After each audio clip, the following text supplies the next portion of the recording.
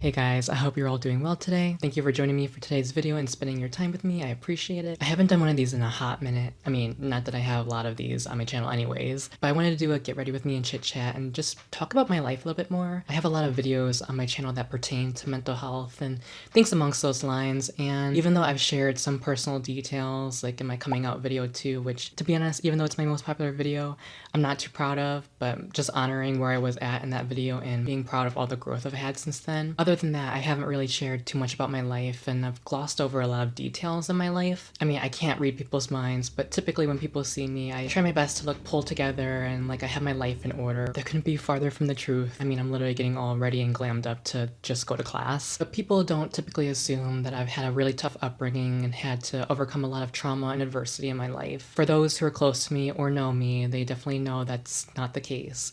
And I just want to specify one thing, like a lot of us have had a lot of trauma in our lives, and we all come from different backgrounds and we're all unique individuals. We all experience adversity differently. Someone could say like, oh, there's so many people out there that have it way worse than you. And, you know, that could be true to some extent, but I don't think that invalidates another person's pain or diminishes what they've been through. I think it's important to be grateful for things potentially not having been worse, while at the same time recognizing that what I went through or what you went through was also very difficult in its own right. And what I've been through in my life has certainly been challenging, to say the least. As a result, I just wanted to sit down, make this video, get ready to go to class, and just talk a little bit more about my life because I've had so much growth and I am incredibly proud of that, and I want to share my story to hopefully empower and motivate some people out there and share some words of wisdom. Of course, there's no exact guidebook to life, and we all have our different stories and narratives that we live through. And I'm still young too, so there's definitely a lot of people older than me that had more life experiences to back up all the valuable life lessons that they've learned over the years. But I fully reinvented myself and became a whole new person, and I just wanted to share that with you guys today. So that was a long ass intro. Let's get started with the actual get ready with me portion of this video. So to provide a little bit of context information about my life and how I even ended up being here in the first place. My mom and my aunt, or aunt, however you want to pronounce it, were survivors of the Vietnam War. How it all started was back in the 70s. My aunt met my uncle, who was an American Vietnam War vet. My uncle and aunt met in a refugee camp. They fell in love and eventually moved back to the States. My aunt and uncle really wanted to help sponsor my family in Vietnam to come to the United States because they were dirt poor. I mean, to be honest, like during that time in Vietnam, and even still today, like a lot of people struggle to just make ends meet. And that was totally the case for my family. They barely had anything. And my uncle and my aunt, bless their hearts, really wanted to help them out. No one felt comfortable making such a huge drastic change, but my mom also really wanted to help her family out, so she was the one willing to go to the States and take the initiative to change her life and the life of her family for the better. It took many, many years for my aunt and uncle, because they didn't even have a lot of money anyways, to save up enough money to help sponsor my mom to come over to the States. They eventually were able to in the late 90s, and then my mom traveled to the States to start a new chapter in her life and to be able to help her family out. I totally admire her courage and strength to go through with this, because I can't even imagine going to a whole new country, barely knowing the language, and starting your life basically anew. And she was almost middle-aged at this point. She was in her late 30s. And I'm so grateful to my aunt and uncle for helping her out, and just grateful for how everything panned out at the end of the day. So I don't want it to seem in this video like I'm not grateful for the sacrifices and things that have been made, because I'm going to talk about some, you know, some negative experiences. All these experiences have made me who I am today. I couldn't be more proud of the boy that's sitting down making this get ready with me chit chat video. So I don't want that to get misconstrued. My aunt and uncle helped my mom come to the United States, and my mom immediately started working her ass off to make a living for herself. She was also hoping to find love and settle down and start a family. Let me take a sip of my hot chocolate. I think I'll forever and always be a child. No. My mom was not able to find love, and she was really wanting to start her own family. I mean, she was approaching her 40s fast. She decided to go back to Vietnam and reunite with my father. And I just want to specify, like, this person is my dad, my biological father. But to be honest, my uncle has been my father figure in my life. And my actual dad has played virtually no role in raising me And I can count on literally less than 5 fingers how many times I've seen him in the 23 years of existence that I've had. So my mom goes back to Vietnam and reunites with my dad. They get married and she gets pregnant with me. She goes back to Vietnam, and with the help of my uncle and aunt, she starts saving up a lot of money to be able to sponsor my dad too. I don't know exactly what is the truth and what isn't when it comes to the circumstances around this point, because I think my mom embellished a lot of details to paint herself as the victim in this situation, and I don't want to say for sure she was lying or not. I just don't exactly know what is the truth and what isn't, because my mom has definitely made up lies before, and sometimes out of the blue she would always like spew and rant about my dad and how horrible of a person he was. But he ended up having an affair while he was in Vietnam, and not trying to excuse the cheating, because I don't think there is an excuse for it, like, at all. But when your wife is literally on the opposite side of the world, I can imagine the ability to sustain a long distance relationship. You know, at this time there's only telephone. It was not easy to do, and you lose a little bit of that emotional connection. He got another woman pregnant, and I have many half siblings I actually have never met before. So my mom found out because of my aunt in Vietnam, not the aunt that lives in the United States, and she was infuriated, as she should. She and my dad got separated, then divorced, and eventually, well, I don't know if they've actually had an official divorce. I think they've just been separated, I guess you could say, legally. And my mom then gave birth to me in the early 2000s. Around this time, my mom was working so hard to try to make a living for herself. Even while she was pregnant, she was mowing lawns for other people and making such a big sacrifice for me and herself, and also the family in Vietnam too. Also, I realized the sun is like starting to go down. It's like becoming full on fall here, and I apologize in advance. But my mom was under a lot of stress before, during, and after her pregnancy. She gave birth to me, and that's why I exist here today. It's just crazy to think about if things had turned out any differently, that I may not have even been here. I may have been living in Vietnam, and I don't want to say like things might not have worked out okay, because they certainly could have, but it objectively has been such a struggle for my family in Vietnam to make ends meet. And my family here, like my aunt and my mom, have worked so hard to help my family in Vietnam get by. My mom tried her best to raise me, but she definitely needed a lot of help, so my uncle and aunt stepped in quite a bit to help me too. Mind you, they also had kids of their own. Like, a lot of my cousins actually are quite a bit older than me, because my aunt is older than my mom, and she had her kids very young, whereas my mom, on the other hand, is the younger sibling and had me very late. She was in her early 40s when she had me, so there's quite a huge age difference between me and my other cousins. So my uncle and aunt helped stepped in to raise me, because my mom was very, very busy with work. She was making barely minimum wage. I didn't have too much money growing up, and it was a struggle to even just get by here, and that's what my mom was hoping, that she could really make a living here. And I think at the end of the day she made it work, but it definitely was not easy by any means. And I am so grateful for what my uncle and my aunt and my mom have taught me over the years, and the personal characteristics that they've ingrained within me. But they absolutely were far from perfect and had quite a bit of imperfections. As you can imagine, they were very, very old school and had very little leniency or grace.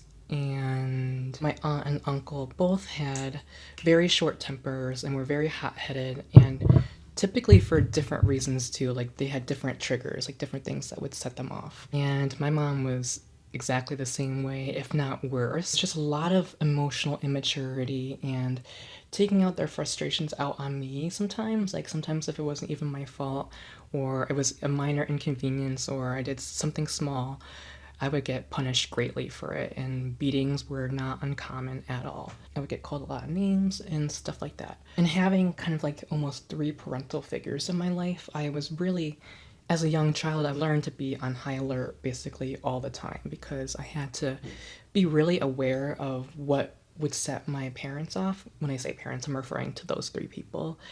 And often I feel like my senses were so heightened, I was like ready to go into fight or flight mode, which is probably why I struggled with anxiety so much in my life and still do. So needless to say, my upbringing was also not easy and punishments were very severe. I remember like even just being a young child having to kneel on like rice for hours on end, and that was tough. I remember one time I recall from my childhood, my mom was like on this like dating site called like Vietnamese Cupid or something like that, and was looking for the love of her life. In some capacity, she was kind of neglecting me and not giving me enough attention. I was literally like 7 or 8 years old around this time. And I remember saying at a family gathering, like, I feel like my mom's only looking for a boyfriend. She doesn't care about me anymore. And I know that's such a dramatic statement, but I was literally like a child. And my mom heard me say that and she was so infuriated. I remember on the way home, she literally just screamed and screamed at me, violently shaking, like that kind of screaming. And I didn't even cry, I didn't even react. I was just like in complete shock at her reaction. And I just didn't even know what to say or how to feel. I just kind of took it and was just so in shock at her reaction. That kind of just consolidated in my mind, like as a little kid, like I really need to be really careful at all times. Oh my god, just got powder all over me. And come 5th grade, I started getting bullied by older kids at school.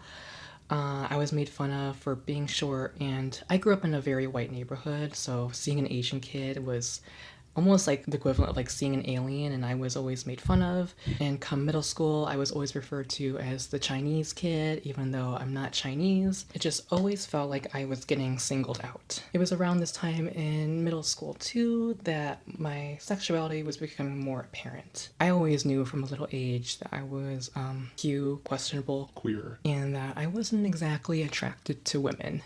I was really starting to show my true colors, I guess you could say. I started hanging out with more girls, started doing more feminine. Like, I don't want to label anything because I don't think one thing pertains to a specific gender. My mom was catching on to it and she was not happy about it. And she started really around this time kind of like dictating like what I needed to do and not do in my life, and kind of tell me what she envisioned my life to be. She was telling me that I was going to be a doctor and make a lot of money, and such a stereotypical Asian thing, right? And that I was going to have a wife and a bunch of kids, and that was her definition of an American dream for me. Basically, up until this point, like, I had a lot of like guy friends growing up as a like a littler kid, and then come high school, like I was having more and more friends that were girls. My mom was like, you need to have more guy friends. Obviously this is not the case, like anybody can be homophobic or treat gay people bad, but it was mostly the straight guys that didn't treat me good and bullied me. So I didn't feel comfortable like always approaching them and wanting to be friends with them, because it was this type of, I guess you could say, population or group of people that treated me the worst. But my mom was like very adamant that I needed to make some guy friends in high school. So I tried to, no hate against them, but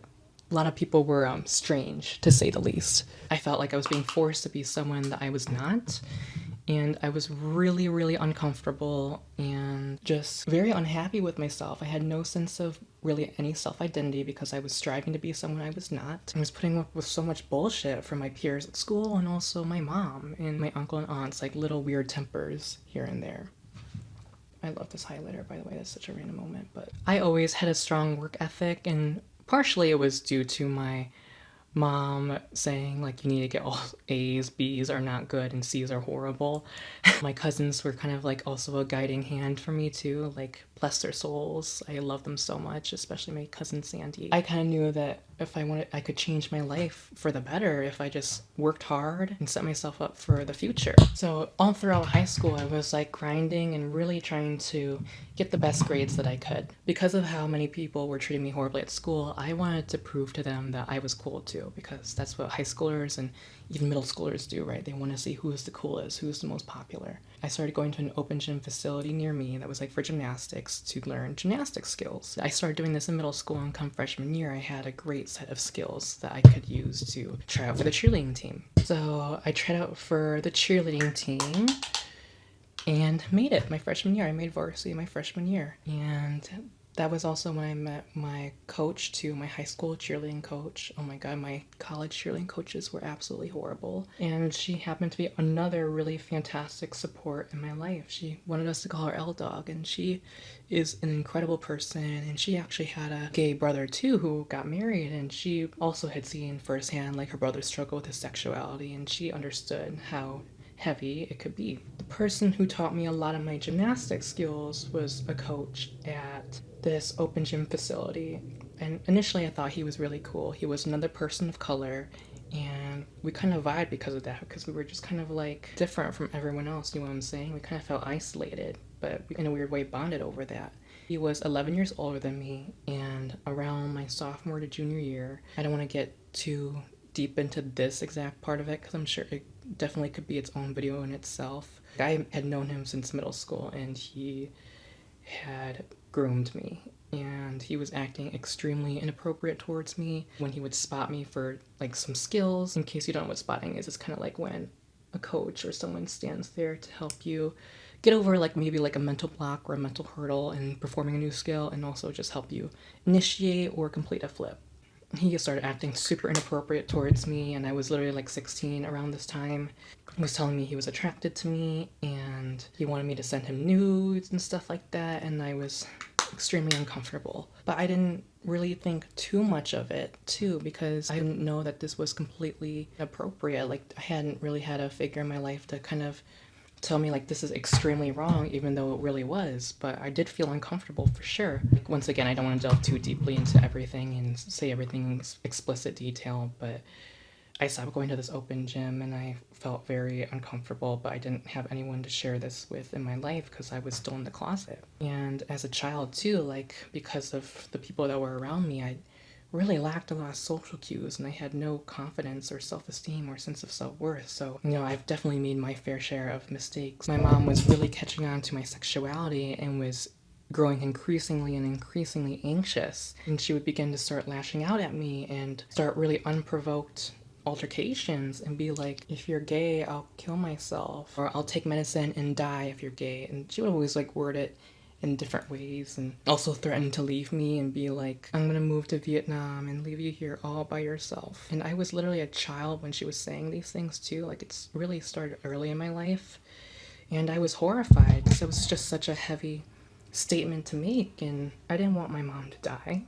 So why would I want to do anything to upset her to the point that she would end her own life? But at the same time too, it made me feel forced to be someone I was not, and I just had so much self-hatred because I couldn't get rid of these feelings of liking guys. It's like telling someone like heterosexual, you can't be heterosexual anymore. Like, you just simply can't do it because it's just who you are. I kept playing a character that I really was not true to my core, and my mental health was just deteriorating and deteriorating, and there were plenty of times in my life where I wanted to just end it all. Like, sometimes I would fantasize about dying, and I would do things like submerge myself in bathwater and be like, what if I just never get out of here? Or sometimes I would like hate myself so much I'd cry at night and choke myself until I almost passed out. And it was a really dark time.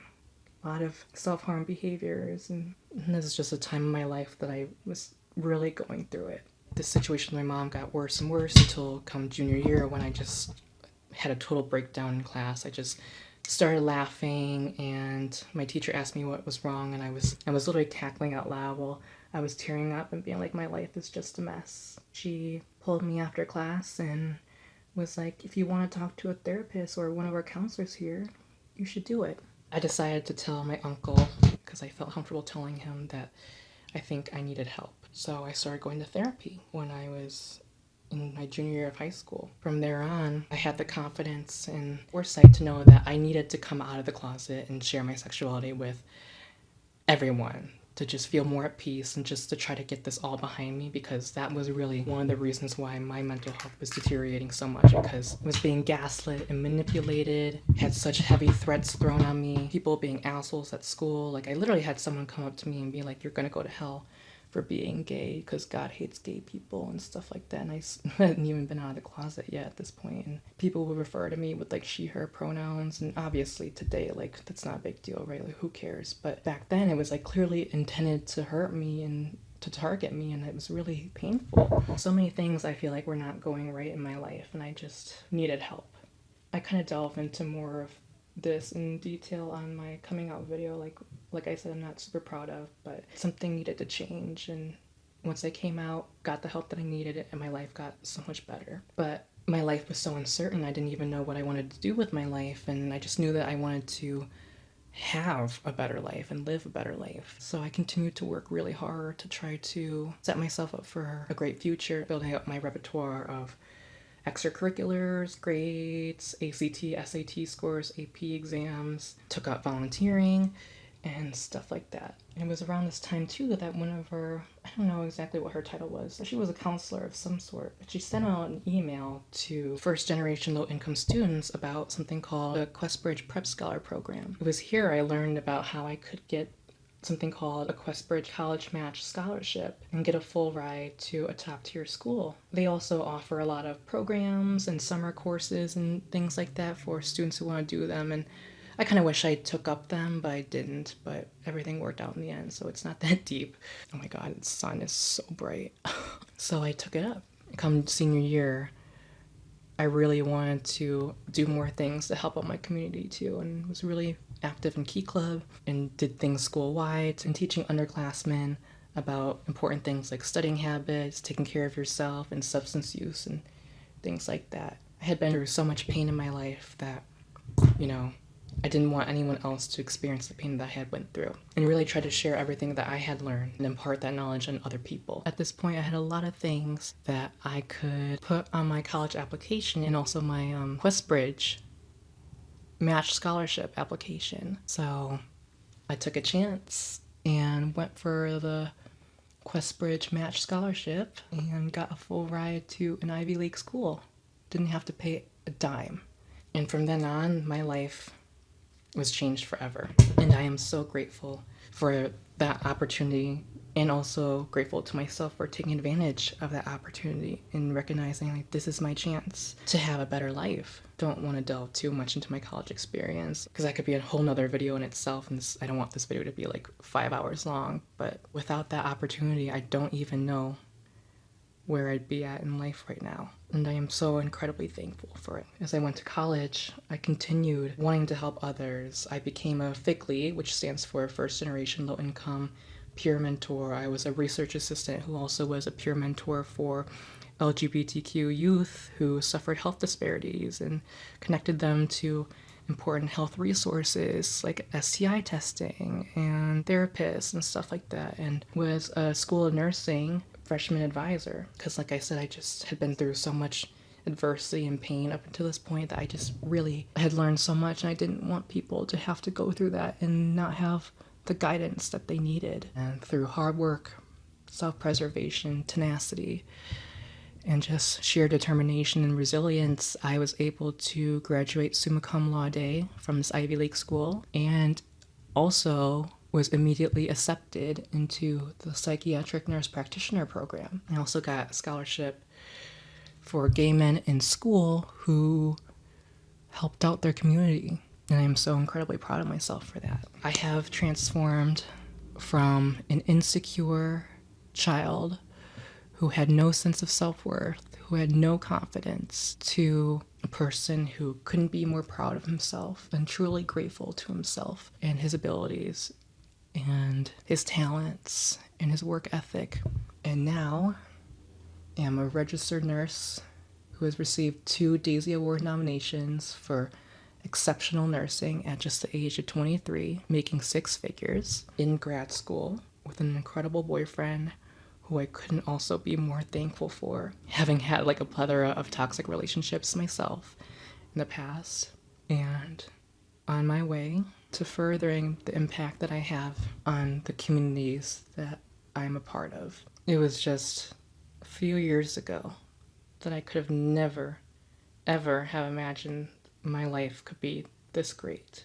I had struggled with things like substance misuse and have had many thoughts of ending my own life. Even thinking about that makes me so incredibly proud and happy for all the growth that I've had and for pushing through all my pain, using all my mistakes and obstacles I had to overcome as valuable learning lessons, and also sharing that advice with other people. I really felt like I had lacked a lot of the emotional support system I needed growing up, and I'm grateful for the people who were there to help me, but I really had to learn to depend on myself, and I feel like I grew up mentally very fast because I needed myself to get through all of this, and I was the one experiencing the pain, I was the one living through it, I was the one in all these different circumstances that had been so detrimental to my mental health. I really had to stay true to myself and really rely on my own strength and my own abilities to get through them. And even though I had quite a few negative experiences with my mom, my parents, don't get me wrong, like I am still so incredibly grateful for them, their sacrifices.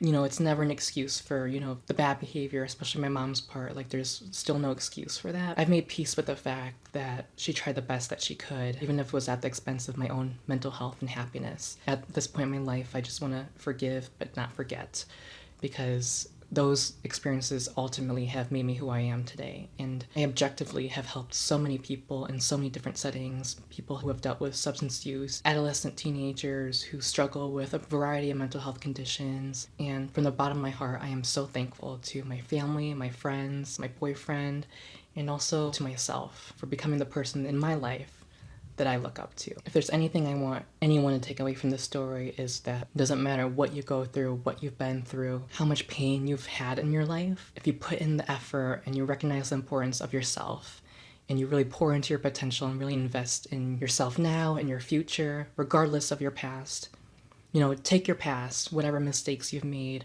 whatever missteps that have happened along the way, use those as stepping stones to start paving a way for a better future for yourself, because ultimately those experiences tend to have really valuable life lessons. If you were able to get through all those hurdles before, you 100% do have the strength and the resilience to make it through any bad situation and become an even better and stronger version of yourself, even if you don't think so in the moment. Sometimes our mind can tell us things that aren't necessarily true, and you have to make the decision in your life to either be your own best friend or your own worst enemy, and we all deserve to be the happiest and best version of ourselves, no matter what. And you really have to make the choice and the initiative to want better for yourself, because no one's dictating your life except you. Seek out opportunities that can change your life for the better, no matter how significantly, and really pour into yourself and invest in yourself to make the most of that opportunity, because you never know where it can take you. If I had not gone for that opportunity, I don't know what my life would look like today if it had never happened.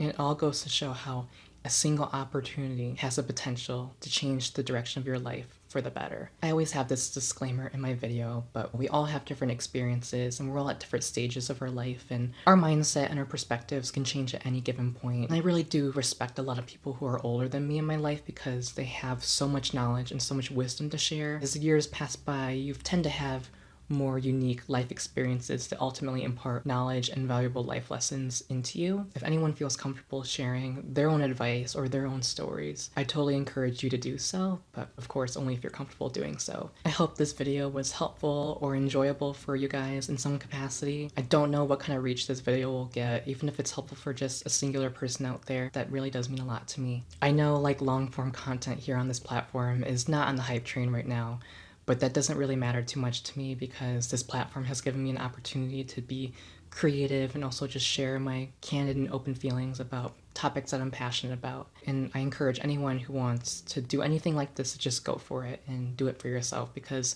you're the most important person in your life. I appreciate all of your guys' support on my channel, no matter how big or small. I am truly thankful for it, and I hope you guys stick around for more upcoming content because I'm not going away, and I have a lot of ideas up my sleeve regarding more content here, like long form and also short form. Thank you guys so much. I hope you guys continue to take good care of yourselves, stay safe, take it easy, and I will see you guys in the next video. Bye.